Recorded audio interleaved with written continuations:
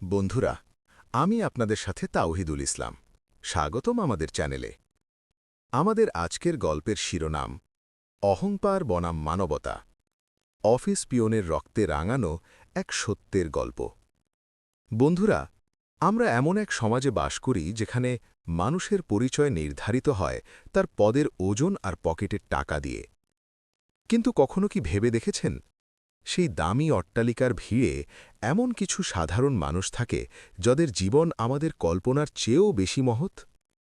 আমি আপনাদের সাথে আজ এমনই এক জীবন পাল্টে দেওয়া গল্প শেয়ার করব, যেখানে ক্ষমতার দাপট আর আভিজাত্যের অহংকার হার মেনেছে এক সাধারণ অফিস পিয়নের নিঃস্বার্থ ত্যাগের কাছে। এই গল্পটি কেবল একটি দুর্ঘটনার নয়, এটি অনুশোচনা, ন্যায় বিচার এবং একজন মালিকের মেয়ের মানুষ হয়ে ওঠার গল্প। কলকাতার এক ব্যস্ত কর্পোরেট টাওয়ারের বেসমেন্ট থেকে শুরু হওয়া এই কাহিনী আপনার হৃদয়ে নাড়া দেবেই। আমাদের চ্যানেলে সবসময় চেষ্টা করি আপনাদের সামনে এমন সব জীবনমুখী এবং শিক্ষামূলক গল্প তুলে ধরতে, যা আমাদের যান্ত্রিক জীবনে মানবিকতার গুরুত্ব মনে করিয়ে দেয়। আপনি যদি সত্যিকারের মানুষ আর মানবতার জয় দেখতে ভালোবাসেন, তবে আজকের এই ভিডিওটি আপনার জন্য। এখন আর দেরি না করে সরাসরি মূল ঘটনায় যাওয়া যাক। চলুন এই হৃদয়স্পর্শী গল্পটি শুরু করি। গরিব অফিস পিয়নের সামনে ঝুঁকে পড়ল কোম্পানির মালিকের মেয়ে। কারণ জেনে সবাই অবাক হয়ে গেল। বন্ধুরা, কলকাতার সেই উঁচু আর উজ্জ্বল কর্পোরেট টাওয়ারের বেসমেন্ট পার্কিংয়ে প্রতিদিন সকালে সবার আগে একটি সাধারণ মুখই দেখা যেত। সাদা শার্ট, কালো প্যান্ট, সোজা কাঁধ, পরিষ্কার চেহারা আর চোখে গভীর শান্তি ও সততার উজ্জ্বলতা। নাম ছিল রাহুল। সে অফিস পিয়ন ছিল। কোনো বড় পদ নয়, কোনো বিশেষ পরিচয় নয়, শুধু প্রতিদিনের ডিউটি, প্রত্যেক আসা যাওয়া করা মানুষকে হাসি আর প্রতিদিনের কঠোর সংগ্রাম। সেই কর্পোরেট টাওয়ারে প্রতিদিন একটি চকচকে লাক্সারি গাড়ি এসে থামত। গাড়ি থেকে নামত সোহিনী, কোম্পানির মালিকের একমাত্র আদরের মেয়ে। দামি ডিজাইনার পোশাক, আত্মবিশ্বাসে ভরা মুখ আর এমন তেজস্বী হাঁটা যেন পুরো পৃথিবী তার ইশারায় চলে। রাহুল প্রতিদিন নিয়ম মেনে হাসি দিয়ে স্বাগত জানাত। সোহিনী কখনো দেখত, কখনো না দেখেই বেরিয়ে যেত। তার কাছে রাহুল শুধু একজন পিয়ন ছিল, একটা মুখ যে ফাইল নিয়ে ছোটাছুটি করে, ব্যাস। কোনো নাম নেই, কোনো পরিচয় নেই। সেই বিকেলটা আকাশ যেন একটু বেশি ভারী আর উদাস ছিল। অফিস থেকে বেরোনোর সময় সোহিনী মোবাইলে কোনো বন্ধুর সাথে কথা বলছিল। গাড়ি বেসমেন্ট পার্কিংয়ে দাঁড় করানো ছিল, আর পুরো এলাকা প্রায় খালি। হঠাৎ অন্ধকার থেকে কিছু ছায়া বেরিয়ে এলো। দ্রুত কদমের আওয়াজ, ফিসফিসানি, আর তারপর একটা কঠোর ও ভয়ঙ্কর কণ্ঠস্বর। এখানেই থেমে যাও, সব কিছু দিয়ে দাও। সোহিনীর হৃৎপিণ্ড জোরে ধরফর করে উঠল। তার হাত থেকে মোবাইল পড়ে গেল। সে কিছু বুঝে ওঠার আগেই পরিবেশ পুরোপুরি বদলে গিয়েছিল। ৩-৪ জন লোক তাকে চারপাশ থেকে ঘিরে ধরল। ঠিক সেই মুহূর্তেই রাহুলের নজর ওইদিকে পড়ল। সে দূরে সিঁড়ির কাছে দাঁড়িয়ে ফাইল সাজাচ্ছিল, কিন্তু তার তীক্ষ্ণ নজর সব ধরে ফেলল। সে ভাবল না সামনে কে আছে, ভাবল না বিপদ কতটা বড়। সে শুধু দৌড়াল, পুরো শক্তি আর সাহস নিয়ে। একটা বিকট আওয়াজ হল। আওয়াজটা এতটাই জোরালো ছিল যে পুরো বাতাস কেঁপে উঠল। রাহুল সোহিনীকে পেছন দিকে ধাক্কা দিল আর নিজে তার সামনে ঢাল হয়ে দাঁড়িয়ে গেল। পরের মুহূর্তেই একটা ছুরি সরাসরি তার কাঁধে এসে লাগল। রাহুলের শরীর যেন একদম অবশ হয়ে গেল। তার চোখ খোলা রয়ে গেল, কিন্তু পা মাটি ছেড়ে দিল। সে ধীরে ধীরে লুটিয়ে পড়ল। সোহিনীর চিৎকার তার গলাতেই আটকে গেল। সে কাঁপতে থাকা হাতে রাহুলকে ধরে ফেলল। তার হাত রক্তে ভিজে গেল। রাহুলের ঠোঁট নড়ল। আওয়াজ খুব ক্ষীণ আর যন্ত্রণাদায়ক ছিল। ম্যাডাম, আপনি নিরাপদ থাকুন, কিচ্ছু হবে না আপনার। আর তার চোখ ধীরে ধীরে বন্ধ হতে লাগল। চারদিকে হইচই পড়ে গিয়েছিল।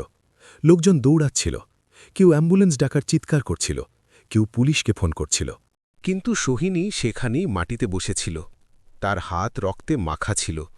সে ওই অফিস পিয়নের দিকে তাকিয়েছিল, যাকে সে কখনো মানুষ মনে করার প্রয়োজনই মনে করেনি। এখন সেই মানুষটি তার সামনে জীবন আর মৃত্যুর মধ্যে লড়াই করছিল। অ্যাম্বুলেন্সের সাইরেনের শব্দ দূর থেকে কাছে আসতে লাগল, আর সেই সাথে সোহিনীর পুরো পৃথিবী প্রথমবারের মতো পুরোপুরি দুলে উঠল। সে প্রথমবারের মতো অনুভব করল যে জীবন কত নাজুক আর মানবতা কত মূল্যবান। অ্যাম্বুলেন্স পৌঁছাতেই তাড়াতাড়ি রাহুলকে স্ট্রেচারে শোয়ানো হল। স্ট্রেচারে শুয়ে থাকা রাহুলের মুখ পুরোপুরি ফ্যাকাশে হয়ে গিয়েছিল, কাঁধে রক্তে ভেজা কাপড় আর চোখ পুরোপুরি বন্ধ। সোহিনীও সেই অ্যাম্বুলেন্সে বসেছিল। তার হাত এখন আরও জোরে কাঁপছিল। প্রতিটা ঝাঁকুনির সাথে তার হৃৎপিণ্ড যেন বুক ফেটে বাইরে চলে আসতে চাইছিল। এর কিছু হওয়া উচিত নয়, প্লিজ ভগবান, তার ঠোঁট বিড়বিড় করে উঠল, কিন্তু আওয়াজ নিজের কান পর্যন্ত পৌঁছল না। হাসপাতালের গেটে অ্যাম্বুলেন্স থামলে ডাক্তার আর নার্সরা দৌড়ে এলো। রাহুলকে সাথে সাথে অপারেশন থিয়েটারের দিকে নিয়ে যাওয়া হলো। ম্যাম, আপনি বাইরে থাকুন। কেউ একজন সোহিনীকে হালকাভাবে বাধা দিল। সে ওখানেই মেঝেতে বসে পড়ল, না ফোন তুলল, না কাউকে জবাব দিল। প্রথমবারের মতো তার সামনে কোনো মিটিং ছিল না, কোনো প্রেজেন্টেশন ছিল না, কোনো সোশ্যাল স্ট্যাটাস ছিল না। শুধু একটা মানুষ ছিল যে তার কারণে জীবন আর মৃত্যুর মাঝে দুলছিল। সে বারবার ভাবছিল, আমি ওকে কখনো নামে ডাকিনি, কখনো থ্যাংক ইউও বলিনি, আর আজ ও আমার জন্য। ঘণ্টার পর ঘণ্টা কেটে গেল। ঘড়ির কাঁটা যেন থমকে গিয়েছিল। প্রতিবার যখন অপারেশন থিয়েটারের দরজা খুলত, সোহিনীর নিঃশ্বাস আটকে যেত। অবশেষে একজন ডাক্তার বাইরে এলেন। তার মুখে গভীর ক্লান্তি ছিল। ছুরিটা হৃৎপিণ্ডের খুব কাছ দিয়ে বেরিয়ে গেছে, ডাক্তার বললেন। প্রচুর রক্তক্ষরণ হয়েছিল, কিন্তু অপারেশন সফল হয়েছে। আমরা পুরো চেষ্টা করেছি।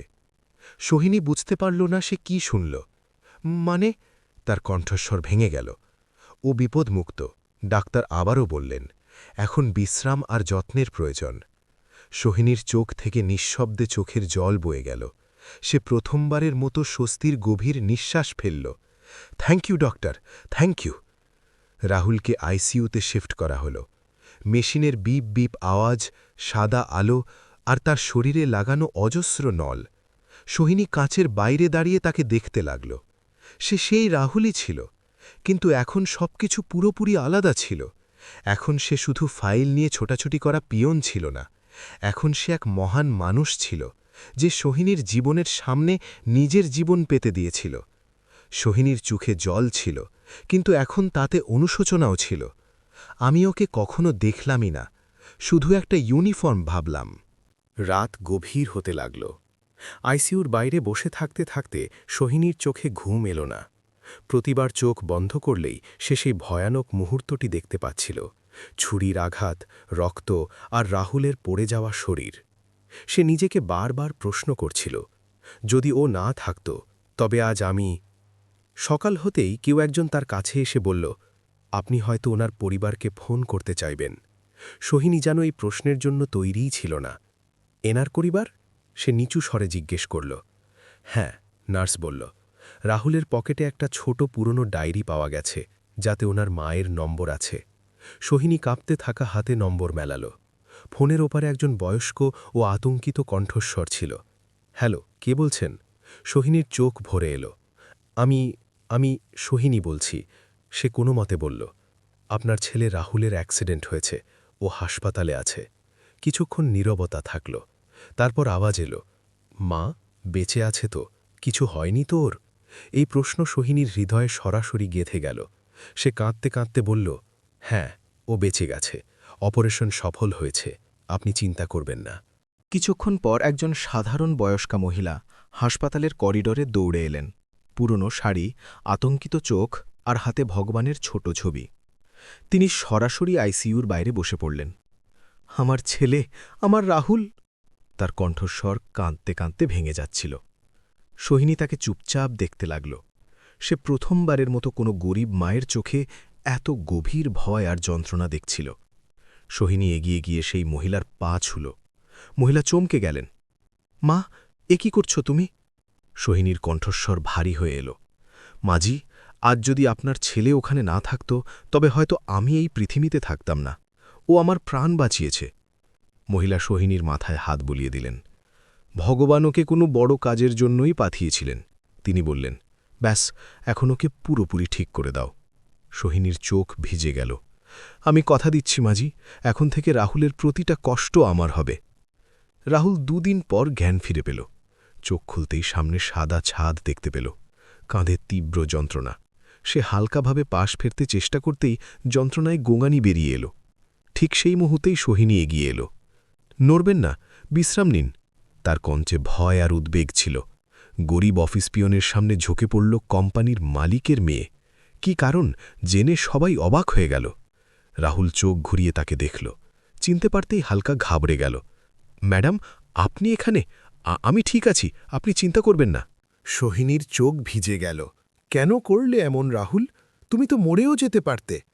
রাহুল ধীরে ধীরে চোখ বন্ধ করল। ডিউটি ছিল ম্যাডাম, আর মানবতাও। একটা মেয়ের প্রাণ বাঁচানো আমার দায়িত্ব ছিল। সোহিনীর জন্য এই উত্তরটি কোনো চড়ের চেয়ে কম ছিল না। তোমার প্রাণের কি কোনো দাম ছিল না? রাহুল হালকা হাসির সাথে বলল, যদি আপনি নিরাপদ থাকেন তবে সব ঠিক আছে। আমার জীবনের চেয়ে আপনার জীবন বড়। সোহিনী চুপ হয়ে গেল। তার কাছে কোনো উত্তর ছিল না। সে কেঁদে ফেলল। তোমাকে জানো, আমি তোমাকে কখনো নামে ডাকিনি, কখনো থ্যাংক ইউও বলিনি, আর তুমি আমার জন্য। রাহুল বলল, ম্যাডাম, আপনি ঠিক আছেন, ব্যাস এটাই যথেষ্ট। দিন কাটতে লাগল। রাহুল ধীরে ধীরে সামলে উঠতে লাগল। সোহিনী প্রতিদিন হাসপাতালে আসত। কখনো ফল আনত, কখনো ওষুধ, কখনো শুধু চুপচাপ বসে থাকত। তাদের মধ্যে খুব বেশি কথা হতো না, কিন্তু এক অদ্ভুত গভীর সম্পর্ক নীরবতায় জন্ম নিচ্ছিল। একদিন রাহুল জিজ্ঞেস করল, ম্যাডাম, আপনি রোজ কেন আসেন? আপনার এত মূল্যবান সময়। সোহিনী তার দিকে তাকাল। কিছুক্ষণ চুপ থেকে বলল, কারণ প্রথমবারের মতো আমি অনুভব করেছি যে আমি যে পৃথিবীতে বেঁচে ছিলাম তা কত ফাঁপা আর অপূর্ণ ছিল। তুমি আমাকে মানবতার আসল মানে শিখিয়েছ। হাসপাতালের সেই ঘরে এখন আর নীরবতা ছিল না, কিন্তু কোনো শোরগোলও ছিল না। শুধু দুটো আলাদা আলাদা পৃথিবী থেকে আসা মানুষ একই বাতাসে নিঃশ্বাস নিচ্ছিল। রাহুল জানলার বাইরে তাকিয়েছিল। ওখানে লোকজন হাঁটছিল, গাড়ি দৌড়াচ্ছিল, জীবন নিজের ছন্দে চলছিল। কিন্তু ঘরের ভেতরে কিছু একটা চিরতরের জন্য বদলে গিয়েছিল। আর সোহিনী এখন ভাবছিল, যে মানুষটিকে সে বছরের পর বছর একটা পিয়ন ছাড়া আর কিছু ভাবেনি, আজ সেই মানুষটি তার হৃদয়ের সবচেয়ে কাছের কেন মনে হচ্ছে। রাহুল নিস্তব্ধতা ভাঙল। ম্যাডাম, এখন আপনি বাড়ি যান। আপনার এখানে বসে থাকা ঠিক নয়। লোকে কি বলবে? সোহিনী তার দিকে তাকাল। তার গলায় কোনো আদেশ ছিল না, শুধু অভ্যেস ছিল, নিজেকে ছোট মনে করার অভ্যেস। আমাকে সোহিনী বলতে পারো, সে খুব ধীরে বলল, আর লোকে যা বলে বলতে দাও। রাহুল চমকে গেল। সে প্রথমবারের মতো তাকে কোনো পদ বা মর্যাদা ছাড়া শুধু একটি নাম হিসেবে শুনল। না, এটা ঠিক নয়। আপনি মালিকের মেয়ে, আমি শুধু পিয়ন। সোহিনী কিছুক্ষণ তার দিকে তাকিয়ে থাকল, তারপর দাঁড়িয়ে পড়ল। তোমাকে জানো, সে বলল, যখন তুমি সেদিন আমার সামনে দাঁড়িয়েছিলে, তখন প্রথমবারের মতো আমার মনে হয়েছিল যে কেউ আমাকে মানুষ মনে করে বাঁচাচ্ছে, কোম্পানির মালিকের মেয়ে মনে করে নয়। তুমি আমাকে জীবন নয়, মানবতার পাঠ শিখিয়েছ। রাহুল কিছু বলল না, কিন্তু তার আঙুলগুলো চাদরটিকে শক্ত করে আঁকড়ে ধরল। সেই দিনই কোম্পানির থেকে কিছু লোক দেখা করতে এলো। ফরমাল জামাকাপড়, হাতে ফাইল আর চোখে আনুষ্ঠানিক সহানুভূতি। তারা রাহুলকে সাহসী কর্মচারী বলল, আর একটা মোটা খাম রেখে চলে গেল। সোহিনী সেসব দেখল। খামে ভালোই অঙ্কের টাকা ছিল। রাহুল খামটি খুলল না, শুধু সাইড টেবিলে রেখে দিল। আপনি খুলবেন না? সোহিনী জিজ্ঞেস করল। না, রাহুল বলল, এটা আমার ক্ষতের চিকিৎসা নয়, এটা শুধু টাকা, যা আমার যন্ত্রণাকে বোঝে না। সেই বাক্যটি সোহিনীকে ভেতর পর্যন্ত নাড়িয়ে দিল। সে কেঁদে ফেলল। রাহুল, তুমি ঠিকই বলেছ, টাকাই সবকিছু হয় না। সেই বিকেলে সোহিনী নিজের বাড়িতে ফেরল। সেই বাড়ি যেখানে দেওয়ালগুলো দামি ছিল, কিন্তু আবেগগুলো সস্তা। ডাইনিং টেবিলে তার বাবা বসেছিলেন। আজ অফিসে যাওনি? তিনি নজর না তুলেই জিজ্ঞেস করলেন। না, সোহিনী বলল, আমি হাসপাতালে ছিলাম। বাবা চমকে তাকিয়ে দেখলেন। কি জন্য? সোহিনী কিছুক্ষণ চুপ থাকল। একজন অফিস পিয়ন, সে বলল, আমার জন্য ছুরি খেয়ে নিয়েছে। ঘরে নিস্তব্ধতা নেমে এলো। তোমার মানে? বাবার কণ্ঠস্বর কঠোর ছিল। ও আমার প্রাণ বাঁচিয়েছে, সোহিনী বলল। আর ও এখনও হাসপাতালে আছে। বাবা চেয়ারে পিঠ ঠেকিয়ে হেলান দিলেন। তোমার ওখানে যাওয়া উচিত নয়, তিনি বললেন। আমরা ওকে ক্ষতিপূরণ দিয়ে দেব। সোহিনীর মুখভঙ্গি বদলে গেল। পাপা, সে প্রথমবারের মতো উঁচু গলায় বলল। ওটা কোনো লোকসান ছিল না যার ক্ষতিপূরণ দেওয়া যায়। ও একজন মানুষ যে আমার জন্য নিজের প্রাণ দিয়ে দিয়েছিল। বাবা কিছু বললেন না, কিন্তু ওনার চোখে বিরক্তি পরিষ্কার দেখা যাচ্ছিল। পরের দিন সোহিনী আবার হাসপাতালে পৌঁছল। রাহুলের মা সেখানে বসেছিলেন, হাতে মালা, ঠোঁটে মৃদু প্রার্থনা। সোহিনী ওনার পাশে বসে পড়ল। মাঝি, সে বলল, যদি কোনো কিছুর প্রয়োজন হয় তবে জানাবেন। মহিলাটি তার দিকে তাকালেন। বেটি, তিনি বললেন, তুই রোজ আসিস, এটাই অনেক। আমার ছেলে ঠিকই করেছে। ভগবান ওকে তাড়াতাড়ি সুস্থ করে দিন। সোহিনীর চোখ ভরে এলো। মাঝি, আমি কথা দিচ্ছি, রাহুলের কিচ্ছু হবে না। আমি ওর পুরোপুরি খেয়াল রাখব। কিছুদিন পর রাহুল হাসপাতাল থেকে ছুটি পেল। ডাক্তাররা দীর্ঘ বিশ্রাম আর ফিজিওথেরাপির পরামর্শ দিলেন। সোহিনী নিজেই তাকে বাড়ি পৌঁছে দিতে এলো। সেই এলাকাটি সোহিনীর দুনিয়া থেকে একদম আলাদা ছিল।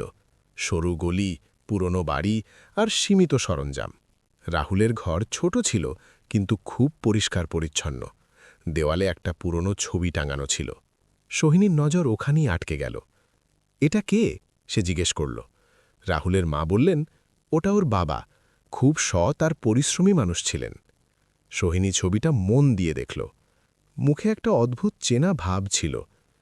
উনি আগে আমার কোম্পানিতে কাজ করতেন। তার মুখ থেকে হঠাৎ বেরিয়ে গেল।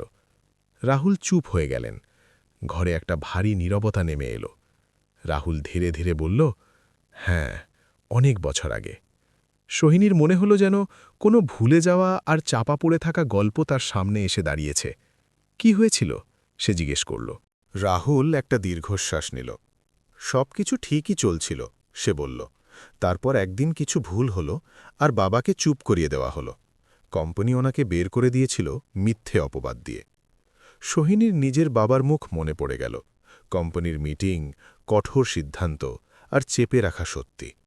তার হৃৎপিণ্ড দ্রুত ধড়ফড় করতে লাগল। সে কিছু না বলেই উঠে পড়ল। আমি কাল আবার আসব, সে বলল। বাইরে বেরোনোর সময় সে দেখল রাহুল যন্ত্রণা সত্ত্বেও দরজা পর্যন্ত তাকে এগিয়ে দিতে এসেছিল। বিশ্রাম করো, সে বলল। রাহুল হালকা হাসি দিল। আপনিও, সে বলল। রাতে সোহিনীর চোখে ঘুম এলো না। তার মাথায় রাহুলের বাবার ছবি, ওনার মায়ের নীরবতা আর নিজের বাবার মুখ ঘুরপাক খাচ্ছিল। তার মনে হচ্ছিল যে তার সামনে এমন এক সত্য দাঁড়িয়ে আছে যা সে এখন আর উপেক্ষা করতে পারবে না। সে কেঁদে ফেলল। আমার বাবা কি? সকাল হতে হতে সে এক বড় সিদ্ধান্ত নিল। সে তৈরি হল আর কোম্পানির দিকে রওনা দিল। সোহিনীর গাড়ি কোম্পানির দিকে এগোচ্ছিল, কিন্তু তার মন ভেতরে ভেতরে ঝড়ের মতো তোলপাড় করছিল। কারণ প্রথমবারের মতো তার মনে হচ্ছিল যে সে শুধু একজন মেয়ে হয়ে নয়, বরং একজন মানুষ হয়ে যাচ্ছে, যে ঠিক আর ভুলের মাঝে দাঁড়িয়ে এখন আর চুপ থাকতে পারবে না। গেটে দাঁড়িয়ে থাকা লোকজন তাকে দেখামাত্রই স্বাগত জানাল। সেই পুরনো অভ্যেস, সেই দূরত্ব। কিন্তু এবার সোহিনী থামল, তার চোখের দিকে তাকালো আর মাথা নত করে জবাব দিল। এতটুকু ছোট পরিবর্তনও সেই লোককে অবাক করে দিল। সোহিনী প্রথমবারের মতো বুঝতে পারল যে সম্মান দেওয়ার জন্য বড় মঞ্চ নয়, পরিষ্কার নিয়ত বা উদ্দেশ্য প্রয়োজন। সে দ্রুত পায়ে ভেতরে পৌঁছাল, সেই ফ্লোরে যেখানে বোর্ড রুম ছিল, সেই জায়গা যেখানে সিদ্ধান্ত নেওয়া হতো, যেখানে কাগজের ভাষায় মানুষের জীবন লেখা হতো, এবং যেখানে কখনো কারোর চোখের জল ডেটা হয়ে যেত, কারোর চিৎকার হয়ে যেত রিস্ক। রিসেপশনে বসে থাকা লোকজন হেসে বলল, গুড মর্নিং ম্যাম। কিন্তু আজ সোহিনী হাসমুখে জবাব দিল না। তার মুখে স্পষ্ট কঠোরতা আর দৃঢ়তা ছিল। সে আজ শুধু শুনতে আসেনি। বোর্ডরুমে তার বাবা বসেছিলেন, সামনে সিনিয়র লোকজন, ফাইন্যান্স হেড, লিগ্যাল টিম আর মোটা সব ফাইল। বাবা তাকে দেখলেন। তুমি এখানে? তোমার তো বিশ্রাম নেওয়া উচিত ছিল, কালো হাসপাতালে গিয়েছিলে। গলায় চিন্তা কম, নিয়ন্ত্রণ বেশি ছিল। সোহিনী বসার বদলে দাঁড়িয়েই বলল, পাপা, আমার আজ একটা প্রশ্নের উত্তর চাই, এক্ষুনি। ঘরে নিস্তব্ধতা নেমে এলো। কোন বিষয়? বাবা জিজ্ঞেস করলেন। সোহিনী দীর্ঘশ্বাস নিল। রাহুলের বাবা, আপনি ওনাকে চিনতেন? বাবার মুখ পলকের জন্য থমকে গেল, তারপর সামলে নিলেন। এই প্রশ্ন হঠাৎ কোত্থেকে এলো? সোহিনীর কণ্ঠাস্বর স্থির ছিল, ওর ঘরের দেওয়ালে টাঙানো ছবি দেখে আর ওর মায়ের নীরবতা দেখে। বাবা, সত্যিটা বলুন, কি হয়েছিল ওনার সাথে? লোকজন একে অপরের দিকে তাকাতে লাগল। বাবা পেছনে হেলান দিয়ে বললেন, পুরনো কথা, কোম্পানিতে এমন সিদ্ধান্ত নিতেই হয়, তুমি এইসবে মাথা ঘামিও না। সোহিনীর চেহারা বদলে গেল। পাপা, সে প্রথমবারের মতো উঁচু গলায় বলল, ওটা কোনো লোকসান ছিল না যার ক্ষতিপূরণ দেওয়া যায়। ও একজন মানুষ যে আমার জন্য নিজের প্রাণ দিয়েছিল। বাবা কিছু বললেন না, কিন্তু ওনার চোখে বিরক্তি পরিষ্কার দেখা যাচ্ছিল। সোহিনী বলল, আজ আমি সমাধান চাই, রাহুলের বাবার সম্মান ফেরত চাই। বাবা লিগ্যাল হেডের দিকে তাকিয়ে বললেন, এই বিষয় এখানেই শেষ করো। কিন্তু সোহিনী ফাইল তুলে নিল। এইচআর রেকর্ড বলছে যে রাহুলের বাবা দুর্নীতির রিপোর্ট করেছিলেন আর তারপর অসদাচরণের দায় ওনাকে বের করে দেওয়া হয়েছিল। এটাই কি সত্যি? ঘরের বাতাস ভারী হয়ে উঠল। বাবা বললেন, সেই সময় বড় কন্ট্রাক্ট ছিল, সত্যিটা বাইরে গেলে কোম্পানি ডুবে যেত। সোহিনীর চোখ ভিজে এলো, কিন্তু কণ্ঠস্বর আরও মজবুত হল। তাহলে আপনি কোম্পানি বাঁচানোর জন্য একজন সৎ মানুষের জীবন ভেঙে দিলেন, আর তার ছেলেকে আজ সেই অফিসেই দাঁড় করিয়ে দিলেন? পাপা, এটা অন্যায়। বাবা টেবিলের ওপর হাত চাপড়ালেন। ব্যাস, সোহিনীও তেজস্বী হল। না পাপা, প্রতিটা অট্টালিকার পেছনে কোনো না কোনো গরিবের গলা টেপা হয়। আজ আমি চুপ থাকব না। একজন ডিরেক্টর বললেন, স্যার, রেকর্ডস তো সঠিক মনে হচ্ছে না। তুমিও? বাবা গর্জে উঠলেন। সোহিনী বলল, আজ আমি সমাধান চাই, রাহুলের বাবার নাম কলঙ্কমুক্ত হোক, আর রাহুলকে শুধু ক্ষতিপূরণ নয়, পূর্ণ সম্মান দিতে হবে। যদি মানা করেন তবে আমি সত্যিটা চাপা থাকতে দেব না। মিডিয়া, সোশ্যাল মিডিয়া সবাইকে জানাবো। শেষ পর্যন্ত বাবা আদেশ দিলেন, ফাইল আবার খোলো, আজই রিপোর্ট চাই। আর বললেন, পৃথিবীটা সহজ নয়। সোহিনী বলল, সেজন্যই মানবতা জরুরি। বিকেল নাগাদ রেকর্ডস খোলা হল। সত্য পরিষ্কার ছিল, রাহুলের বাবা সঠিক ছিলেন, সাজা ওনাকেই পেতে হয়েছিল, দোষী বেঁচে গিয়েছিল। সোহিনীর হাত কাঁপতে লাগল। তার মনে হল যেন বিবেক কোনো এক চুক্তিতে বন্ধক রাখা হয়েছিল। ওদিকে রাহুল বাড়িতে ছিল, শরীর সামলে উঠছিল, কিন্তু আত্মসম্মানে লাগা চোট ছিল গভীর। মা কপালে হাত বুলিয়ে জিজ্ঞেস করতেন, ঠিক আছিস তো? হ্যাঁ মা। সে হাসত, যদিও আসল যন্ত্রণা ভেতরে ছিল। রাতে সোহিনী সাধারণ একটি গাড়িতে করে তার বাড়িতে পৌঁছাল, ওষুধ আর একটি ফাইল নিয়ে। আপনি এখানে? ক্ষমা চাইতে আর সত্যিটা জানাতে। মা ভেতরে চলে গেলেন। সোহিনী দাঁড়িয়ে থাকল আর ফাইলটি এগিয়ে দিল। রাহুল বলল, বাবা তো আর নেই। সোহিনীর চোখ ভরে এলো, কিন্তু ওনার সম্মান এখনও বেঁচে আছে। রাহুল ফাইলটি উল্টে দেখল। কোনো খুশি নয়, শুধু ক্লান্তি। সোহিনী বলল, কাল কোম্পানিতে মিটিং আছে, এসো। রাহুল মানা করল, আমি আবার সেই পিওনি হয়ে যাব। সোহিনী নিচু ছড়ে বলল, যদি না আসো তবে সত্যিটাও চাপা পড়ে থাকবে। পাপা মেনে নিয়েছেন, এখন আপনার সম্মান ফেরত দেওয়া হবে। অনেকক্ষণ পর রাহুল মাকে ডাকল, মা, কাল যাব। মায়ের চোখ ভরে এলো। রাহুল ওনার হাত ধরল। বাবার সম্মান আমার ভয়ের চেয়ে বড়। পরের দিন কোম্পানির বড় অডিটোরিয়াম লোকজনে ঠাসা ছিল। রাহুল আর তার মা শেষ সারিতে বসেছিলেন। রাহুলের হাত ঠান্ডা হয়ে গিয়েছিল, কিন্তু সে মায়ের আঙুলগুলো শক্ত করে ধরে রেখেছিল, যেন ভয়টাকে ওখানেই আটকে দিতে চাইছিল। মঞ্চে সোহিনীর বাবা বসেছিলেন। ওনার মুখে সেই একই কঠোরতা ছিল, কিন্তু চোখে কোথাও না কোথাও অস্বস্তি পরিষ্কার ফুটে উঠছিল। মিটিং শুরু হল। লিগ্যাল হেড রিপোর্ট পড়া শুরু করলেন। শব্দগুলো নীরস ছিল, কিন্তু প্রতিটা লাইনে বছরের পর বছর চেপে রাখা সত্যি ছিল। ভুল টার্মিনেশন, মিথ্যে অপবাদ, আর একজন সৎ কর্মচারীকে চুপ করিয়ে দেওয়ার গল্প। হলে নিস্তব্ধতা ছিল, কোনো ফিসফিসানি নেই, কোনো হাততালি নেই, শুধু এক ভারী নীরবতা। তারপর সুহিনীর বাবা মাইকের সামনে এলেন। কিছুক্ষণ থামলেন, যেন ভেতর থেকে কিছু ভেঙে বাইরে বেরিয়ে আসতে চাইছে। তিনি বললেন, আজ আমি একজন মালিক হিসেবে নয়, একজন মানুষ হিসেবে বলছি। সেই সময় কোম্পানির লাভের জন্য আমরা একজন সৎ কর্মচারীর সাথে অন্যায় করেছিলাম। এটা আমাদের অনেক বড় ভুল ছিল। রাহুলের নিঃশ্বাস আটকে গেল। তার চোখের সামনে বাবার স্মৃতি ভেসে এলো। সেই বাবা, যিনি কখনো অভিযোগ করতেন না, শুধু চুপ থাকতেন। সুহিনীর বাবা আরও বললেন, আজ আমরা ওনার নাম পুরোপুরি কলঙ্কমুক্ত করছি। এবং ওনার পরিবারের কাছে বিনা শর্তে ক্ষমা চাইছি। এই কোম্পানি এখন ওনার নামে একটা বড় ট্রাস্ট বানাবে, যাতে ভবিষ্যতে কোনো সত্যকে আর চাপা দেওয়া না যায়। পুরো অডিটোরিয়াম পেছনের দিকে ঘুরল। রাহুল আর ওনার মা, আপনারা কি মঞ্চে আসবেন? রাহুল ইতস্তত করছিল। মা ওর হাত টিপে ধরলেন। যা বেটা। মায়ের কণ্ঠস্বর কাঁপছিল। রাহুল ধীরে ধীরে এগিয়ে গেল। প্রতিটা কদম ভারী ছিল, যেন বাবার অপূর্ণ জীবন কাঁধে নিয়ে হাঁটছে। মঞ্চে পৌঁছতেই সুহিনীর বাবা নিচে নামলেন আর রাহুলের মায়ের সামনে মাথা নত করে দিলেন। ক্ষমা করে দিন, আমরা খুব ভুল করেছি। আপনার স্বামীর সাথে অন্যায় করেছি। মায়ের চোখ দিয়ে জল গড়িয়ে পড়ল। আমার স্বামী সত্যবাদী ছিলেন, এটুকুই শুধু বলতে পারলেন।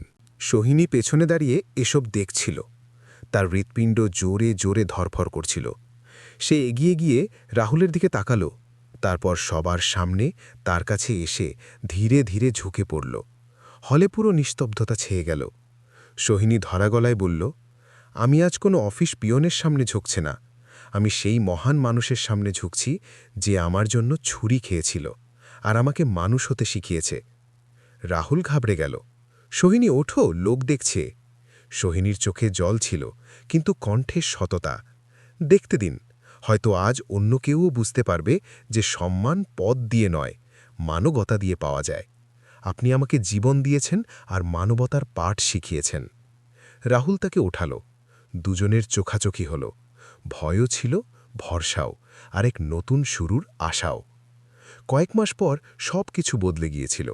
কোম্পানির করিডোরে চলাফেরা করা কর্মীরা এখন শুধু একটা মুখ ছিল না, তারা নাম ছিল, মানুষ ছিল। রাহুল ট্রেনিং নিয়ে আরও ভালো দায়িত্ব সামলাল। তার মায়ের মুখে শান্তি ফিরে এলো। আর সোহিনী, সে এখন শুধু মালিকের মেয়ে ছিল না, সে একজন সত্যিকারের মানুষ হয়ে উঠেছিল। এক বিকেলে সোহিনী গাড়ি থেকে নামল। রাহুল হাসি দিল। এবার সোহিনী হাত বাড়িয়ে হাত ধরে জবাব দিল, এখন এই সম্পর্ক মালিক আর পিয়নের নয়, দুজন সমান মানুষের ছিল। বন্ধুরা, টাকা মর্যাদা দিতে পারে, কিন্তু মানবতা দিতে পারে না। আসল সম্মান সেটাই যা নিজেকে নিচু করে অন্যকে দেওয়া হয়, আর আসল ভালোবাসা সেটাই যা অহংকারকে চূর্ণ করে দেয়। কিন্তু আপনি যদি সোহিনীর জায়গায় হতেন, তবে কি আপনিও সত্যের জন্য নিজের আপনজনের বিরুদ্ধে দাঁড়াতেন? নিজের মতামত কমেন্টে অবশ্যই লিখবেন। আর যদি এই গল্প আপনার মন ছুঁয়ে থাকে, তবে ভিডিওটি লাইক করুন, শেয়ার করুন আর চ্যানেলকে সাবস্ক্রাইব অবশ্যই করুন। দেখা হবে পরের গল্পে।